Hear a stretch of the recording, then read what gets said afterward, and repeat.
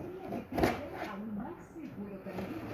Puede que la materia se parta y se caiga solamente o que todo el currículum caiga. Entonces la cosa tiene que ver con el paso de los meses, que se agarran los cabellos, y como continúan utilizando cuando ese currículum no tiene un freno, es posible que se les junte el pelo y no les va a salir nada. ¿Y qué hay de reemplazar a los acústicos con talco para el pelo? Eso es un secretito de las abuelas muy viejas que las experiencias no se recomiendan para nada, ya que el talco tiene otros ingredientes que son dañinos del cuerpo y se pueden acumular en el cuero cabelludo.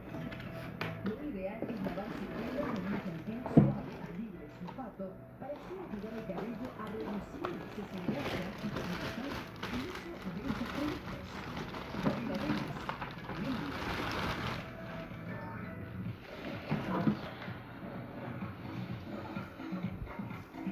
Wow, miren nada más esta exposición en Alemania, que es el paraíso de las personas amantes de publicar fotos en Instagram.